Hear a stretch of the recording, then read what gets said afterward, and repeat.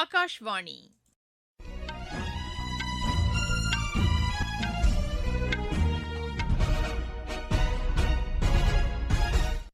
செய்திகள் வாசிப்பவர் சுமித்ரா ரத்னம். தலைப்புச் செய்திகள்: மனித குலத்தின் நன்மைக்காக குரு தேக் பகதூர் ஆற்றிய தியாகங்கள் என்றும் போற்றத்தக்கது என்று குடியரசுத் தலைவர் திருமதி திரௌபதி முர்மு தெரிவித்துள்ளார். வேளாண் உற்பத்தி மற்றும் விவசாயிகளின் வருமானத்தை அதிகரிக்க செயற்கை நுண்ணறிவு தொழில்நுட்பத்தை பயன்படுத்துவது அவசியம் என்று மத்திய அமைச்சர் திரு நிதின் கட்கரி வலியுறுத்தியுள்ளார். சத்தீஸ்கட்டில் காவல்துறையினர் மேற்கொண்ட தேடுதல் வேட்டையில் 7 நக்சலைட்டுகள் கைது செய்யப்பட்டனர். ரஷ்யா யுக்ரைன் போரை முடிவுக்கு கொண்டுவருவதற்கான பேச்சுவார்த்தையில் முன்னேற்றம் ஏற்பட்டுள்ளதாக அமெரிக்கா கூறியுள்ளது. போட்ஸ்வானா சர்வதேச பேட்மிண்டன் போட்டியில் இந்தியாவின் தன்மை பருவா, குல்தீப் கமல் இணை பட்டம் வென்றது. இனி விரிவான செய்திகள். மனித குலத்தின் நன்மைக்காக குரு தேக் பகதூர் ஆற்றிய தியாகங்கள் என்றும் போற்றத்தக்கது என்று குடியரசுத் தலைவர் திருமதி திரௌபதி முர்மு தெரிவித்துள்ளார்.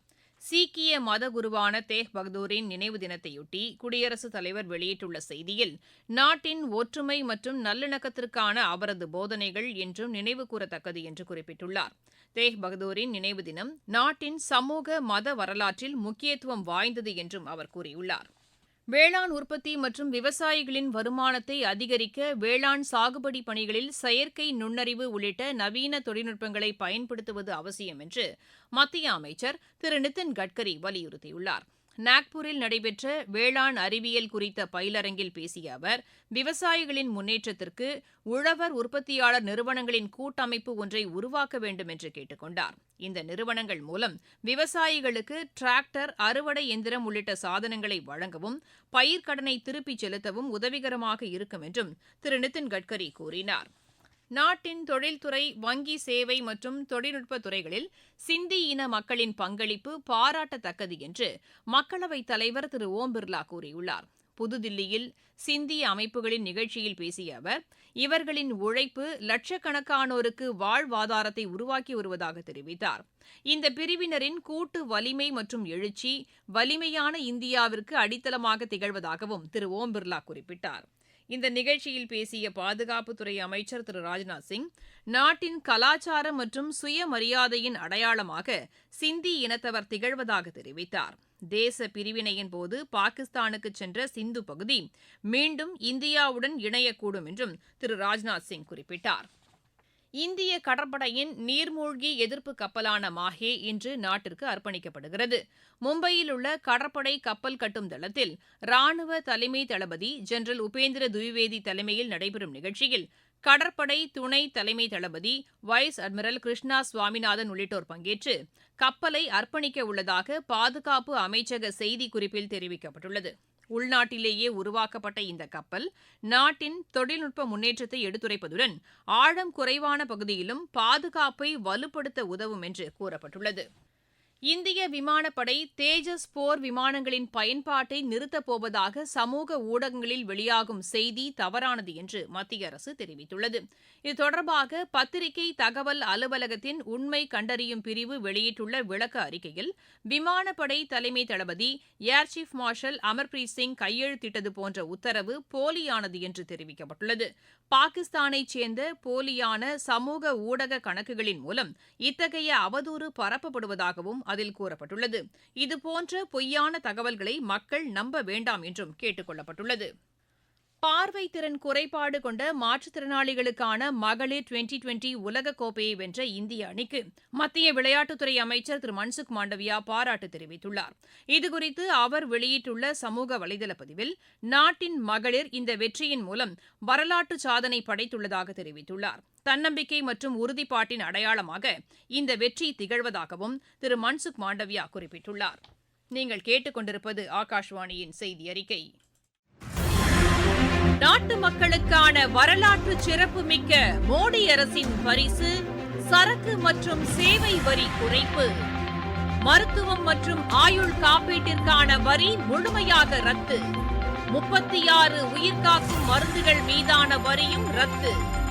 அடுத்த தலைமுறைக்கான இந்த சீர்திருத்த நடவடிக்கைகளில் மாணவர்கள் பயன்படுத்தும் ஸ்டேஷனரி பொருட்களுக்கான வரி ரத்து. வீட்டு உபயோக மின்னணு பொருட்கள் மீதான வரி குறைப்பு.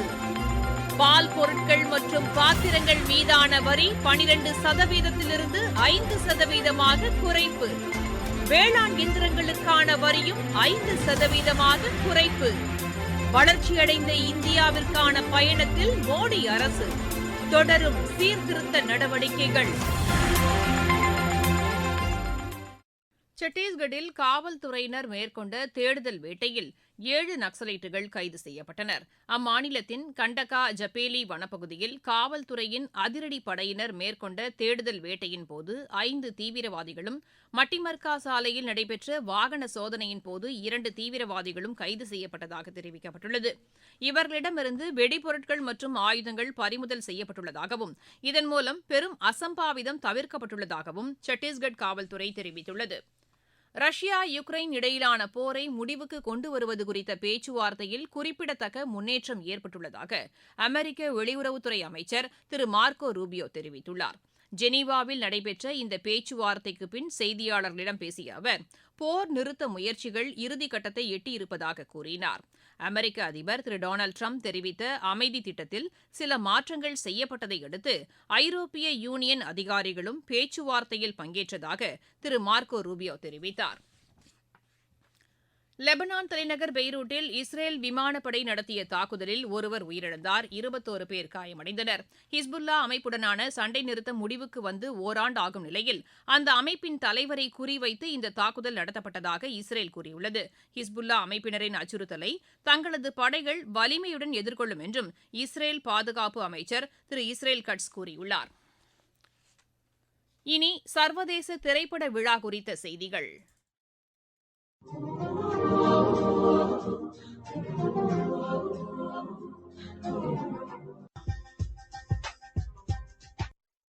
கோவாவில் நடைபெற்று வரும் இந்திய சர்வதேச திரைப்பட விழாவில் இன்று இந்திய திரைப்படங்கள் பிரிவில் கோவிந்த் நிஹலானி இயக்கிய பார்ட்டி ஹிந்தி திரைப்படம் திரையிடப்படுகிறது.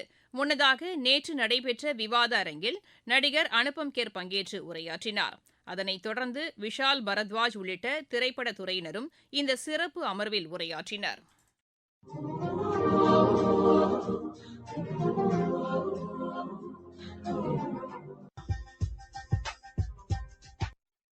உடல் தகுதியை வலியுறுத்தி துபாயில் நடைபெற்ற ஓட்டம் உலகின் அதிக மக்கள் பங்கேற்ற சமுதாய ஓட்டம் என்ற சாதனையை படைத்துள்ளது. துபாயின் சுற்றுலாத்துறை மற்றும் விளையாட்டு கவுன்சில் சார்பில் ஐக்கிய அரபு எமிரேட்டின் துணை பிரதமரான ஷேக் ஹம்தன் பின் முகமது பின் ரஷீத் அல் மக்தோம் தலைமையில் நடைபெற்ற இந்த ஓட்டத்தில் அனைத்து வயது பிரிவையும் சேர்ந்த 3,07,000 பேர் பங்கேற்றதாக தெரிவிக்கப்பட்டுள்ளது.